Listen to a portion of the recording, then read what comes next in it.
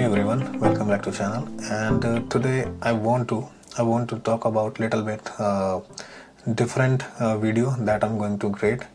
So these actually it will not be one video. There will be a lot of videos. I'm going to create one playlist that is going to I named it going to naming it DSA, data structure and algorithm.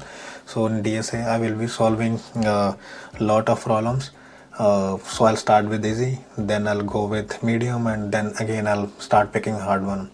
So initially what I understood, I was even checking the lead code. So there are different kind of pattern, like lead code have more around I believe 250 pattern. So if you know these kind of patterns you are going to understand, or you understand it well, so then the rest of the problems, it will be very easy for you. So I believe there are like around 4 or 5,000 problems right now, DSA problems available on lead code, and we are not going to pick all of them, but we will be picking like very common problems which again and again people or interviewer they ask in interviews. So let's get started. So today we will be basically solving only two problems. In this video I want to start with, one is count digit and another one is palindrome, number is palindrome or not. So we'll discuss second one later on. Initially I want to start with this. So how we can count how we can count this problem, and I'm not sure why this is not working. Pencil, 1 second, I think it is disconnected. So alright, we are back again, and the problem was like the pencil's battery was empty and I had to charge it again. So we were talking about these two problems, like one is the first one is count digit and another one is palindrome, number is palindrome or not. We will be discussing this as well, like whether this number is palindrome or not, but for now we'll pick this one first. Okay, alright, so how do we do this, how we can do this initially? So initially there are so many methods available. We can directly count these digits, we can convert these to the array, and then we can iterate, and then we can count as well. But what is the best mathematics way we can think about it? So there is one formula that basically always subtract from the last number. So suppose if we start writing in this way, if I am going to do this nums divide by 10, so every time, so here if we do this quickly, nums are like 1 2 3 4 5 6 7 1 2 3 4 5 6 7 divide by 10. Every time what it do, it will basically start removing this guy, like it will give output in this way. So if I'll try with 7 and same, all right.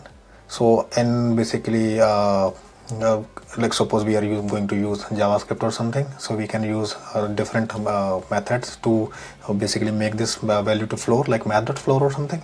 But in our Swift, it by default it only give me the integer. So suppose 1 2 3 4 5 6 and divide by 10, I won't be getting this 0.7 until I'm not giving the type of that particular variable. Okay.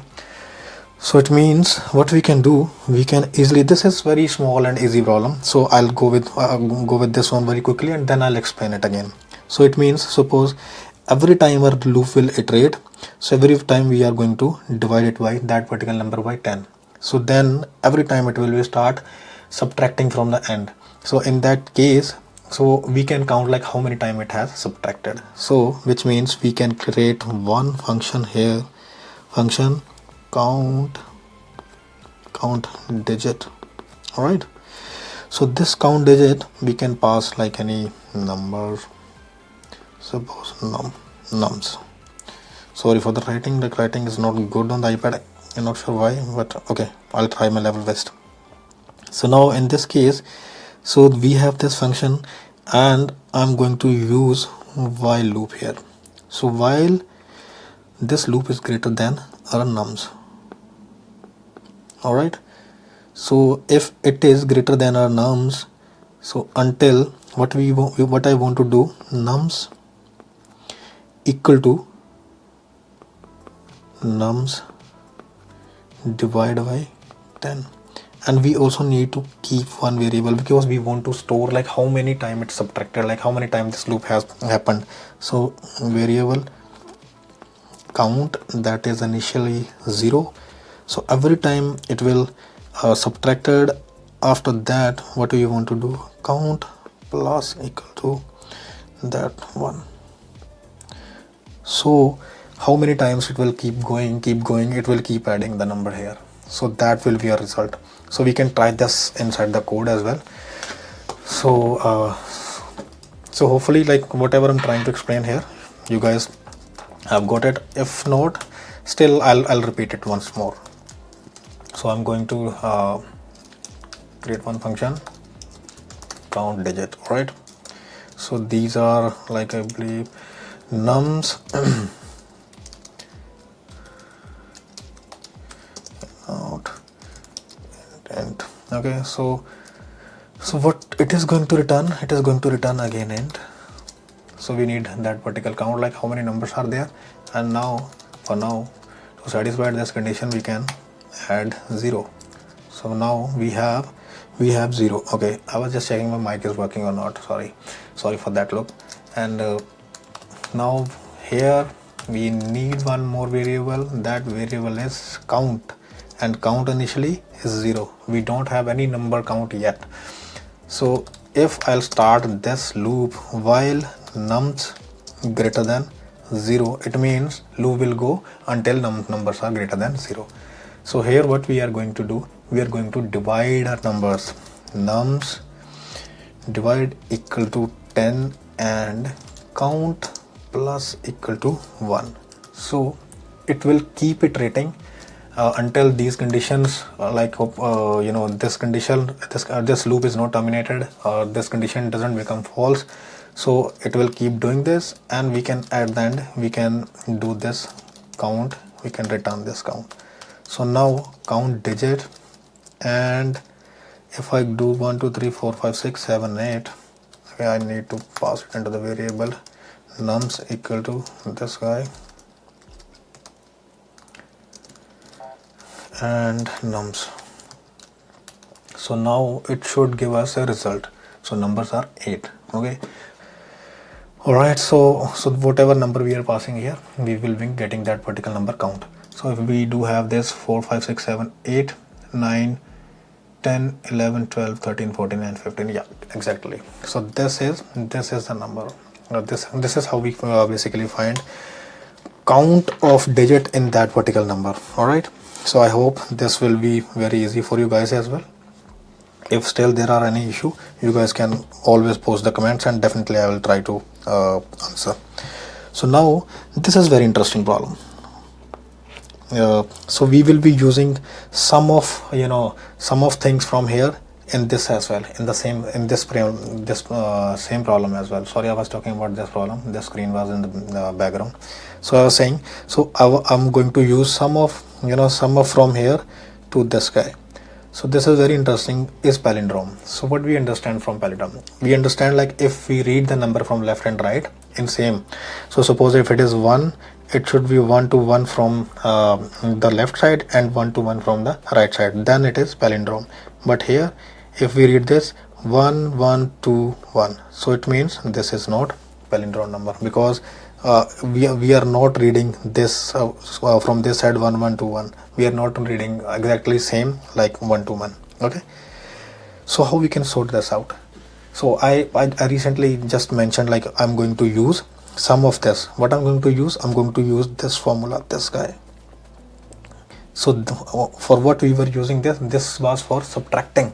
All right, but what we need to see like how we can this basically remove it, but how we can get that last value. Suppose this number is 1, I need this value. How we can get this? So we can again use one more formula, that will be, suppose we have this number nums modulus 10. So as many time if we will be, suppose 1 to 1, it will be giving us this last digit. See, 1 to 1 modulus 10. So what it is giving me? 1. So now if I subtracted the last digit, I have 1 2. Again I'm going to use this, and 10, so it will give me 2. So these formulas we are going to use in this structure. I really want to explain this properly. So how it's going to work, initially I'll again, suppose we have one function, and in function name is like is palindrome, all right, whatever number, and it is giving us same number value like numbers and int. Okay, so it is giving us int. So in this case, so now what we need here, I need two variables, and this one we will just keeping one variable for the count. I need here two variables. So one will be how that will be, one will be basically variable original number,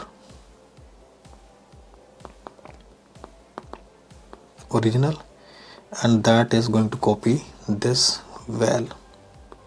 Okay, and another one will be reserved number, not reserved, sorry, reverse number, reverse. So we need to reverse it. So basically we need to compare the main, suppose if we reverse this 1 to 1, and if we start comparing with the main value equal to reverse, it means if it is 1 to 1 equal to 1 to 1, that is palindrome. If 1 to 1 not equal to 1 to 1, 1 to 1, that is not palindrome. Okay, so reverse number. So this is reverse is by default 0. So now how do we do this? We do the same thing, while we are going to iterate this guy, original, while original greater than 0. So until this guy is greater than 0, so loop will keep going on. So but in this case now, but how we are going to achieve this, how we are going to use these two formulas here. So initially we need, so how this will work, suppose I want this 1 to 1 opposite direction, like in the reverse. So what I'll do, I need 1 to 1, like I need to start from this. So it means I need to get this digit, the last digit. How will I get this? So I'll create one variable digit, this digit equal to, and digit is equal to this original number, original modulus 10. All right, so in this loop, when first phase it will come, like in the first iteration, so it will come, it will give me this number. So it will set this digit, and I need to update now reverse, this reverse. So what I'll do, where reverse equal to reverse, reverse plus, reverse is now 0, reverse is now, what is reverse is now 0 plus this digit. But there it will cause one more issue, so that I'm going to explain right now after this one. So now we have reverse plus digit. Okay, it means reverse plus digit. Now in the first iteration, if it will go to the first iteration, reverse will become what it will become, it will become 1. All right, so now we are doing it plus, and now I need to remove this, because if I'll not remove this, every time loop iterate it will give me only this value. Now second time I need this value, but to get this value I need to remove this. So that's why I need to use this formula. Where is this guy? Okay, so here what I'll do, original, I'm talking about this original divide equal to 10. So this will basically as soon it pass it, get the last digit, it will update it to basically original. Now it is, instead of 1 to 1, it is now 1 2. Okay, 1 2. So now again loop happen, again it will go in the same iteration, and again we will be getting this digit. So now we will be getting this digit, second digit. Okay, second digit we do have, but there is one problem now. So because the reserved number already have value 1, so when this loop iterated, so I'm going to create quick chart here, just so this is, suppose this is reserved. Okay, not reserved, I'm not sure why I'm keep saying reserved, reverse number, this reverse. So in first iteration we got this like 1. We updated this last digit and we have this 1 in reverse. And now second time when again loop will happen, so it means we got this digit, where is this? Yeah, we got this digit, we will be getting 2 because we already subtracted 1 and now we are getting 2. So now if I'll do reverse plus digit, 1 plus 2, that will become 3. So it means this is wrong. So we need a way. So instead of 2 we need instead of 3 we need like there should be like 1 2. How we can do that? How we can achieve that? Like if again we need to think in different way, we need to just add one more small mathematical term. So how we can do that? So suppose this original number, this is giving us a digit, and now reverse have initially value, reverse have 1. So what is the value every time? Suppose every time we can do something like this, every time it will add basically it should multiply. So what we need to do that? So suppose if it is instead of 3 it should say 1, because we are not appending it, we are not just appending it. But how we can achieve this? So what we can do in this case, what do we have here? In reverse, what value we do have? We do have this one 1. So if we do 1 into 10, so what we get? We get here 10, and 10 plus whatever the last digit. Suppose now we are getting this one, 10 plus 2 is 12. Okay, so this is how we have to do. So just instead of returning this reverse, before this, okay, I need to remove something more, this one as well, one more line. Reverse into 10, every time we need to multiply it by 10 and then plus last digit. So it means when again if we come on the first iteration, so if we do have initially when it come to first iteration, so it will give us 1, and 1 into 10 is 1, and initially it is in this case reverse, okay, sorry, so in the reverse one, so now what we have 1, okay, so reverse by default has 0, so reverse into 10 is 0 again, and 0 plus that last digit is 1, that is again this was 1. Now again it came to same cycle, the second cycle. Okay, second cycle, what happened? So we already had this guy 1 there. So what we do, so again reverse, it means now when again it will come 1. Now it has one value, 1 into 10 is 10, 10 plus we are getting some what value? 2. 10 plus 2 is, now it is 12. Then again the final last iteration when it will again come, so right now reverse value is 12.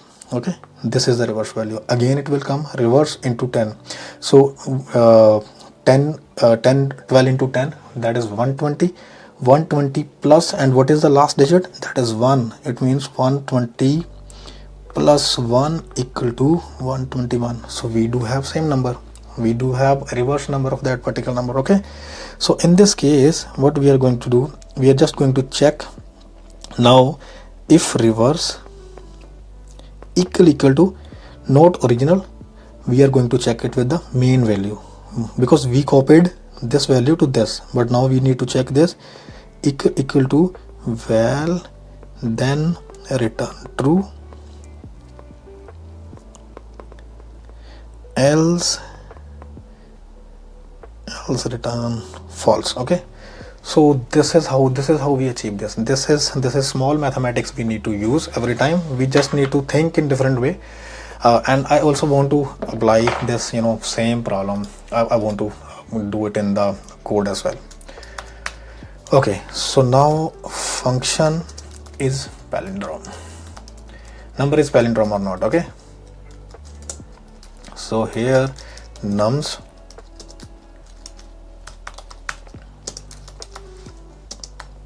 and returning actually I never added that return here, but here we need to add return boolean, and to satisfy this condition for now I'm saying no, this is not palindrome number. Okay, so I am going to use, we have two number of set here, 1 to 1 and 1 to 1 1. Okay, so I'll create this numbers equal to 1 to 1. We'll test with this first, and is palindrome, and we are going to pass this number. Invalid declaration. Okay, we were using it here as well. I'm just commenting this guy for now, the top one. So now we have this.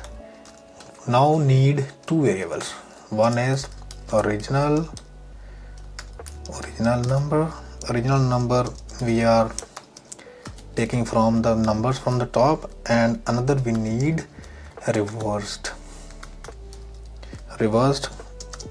By default we are setting it 0. Okay, so now the same thing, we need to iterate it.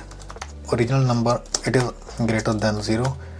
Original number greater than 0. Till then what we need to do, we need to do our work inside that particular loop, and then loop will be terminated. So here I'm going to get last digit first, because I need that. Variable digit equal to, what we can do here, original number modulus 10. So every time loop will iterate, it will give me the last digit of that particular number. And now I need to update reversed. So reversed equal to reversed.